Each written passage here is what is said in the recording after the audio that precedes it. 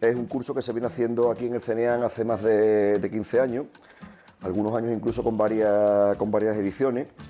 Y lo que básicamente pretende es que el alumnado, una vez que finalice esta formación, esté capacitado para diseñar itinerarios interpretativos tanto de manera autoguiada como itinerarios guiados. Por un lado, combina un proceso de comunicación que lo que pretende es revelar los valores de esos espacios protegidos y por otro lado nos permite concentrar a la gente en determinados lugares o dispersarla en función de la fragilidad del sitio y persuadir al público de manera que al menos durante su estancia en el sitio su impacto sea el mínimo posible, ¿no?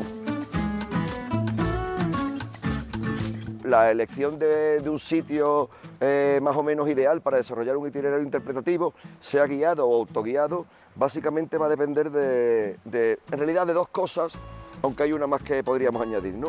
Por un lado está el propio atractivo del lugar, considerando el atractivo no la belleza o fealdad del sitio, sino su capacidad para atraer a un público y sobre todo mantenerlo, ¿no? Por otro lado estamos hablando de interpretación, y la interpretación lleva siempre implícito un componente de conservación, con lo cual esos itinerarios tienen que diseñarse en sitios que sean capaces de resistir a un número importante de público, que los impactos sean lo menores posible, pero que además tengamos en cuenta que esos impactos, por un lado, son, digamos, de carácter ambiental, en el sentido que afectan al sitio, pero también las actividades humanas afectan a las otras personas.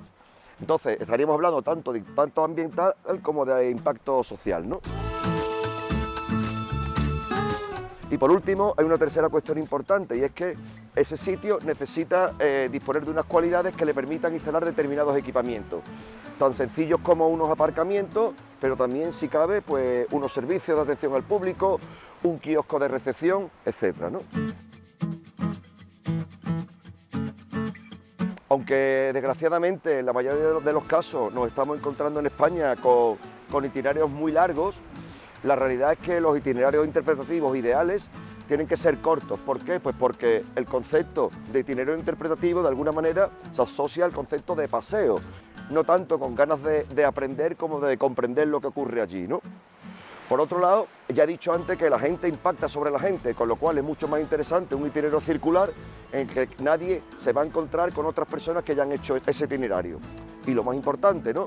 Bajo unas medidas de seguridad que realmente no pongan en riesgo pues su vida o su mundo, ¿no?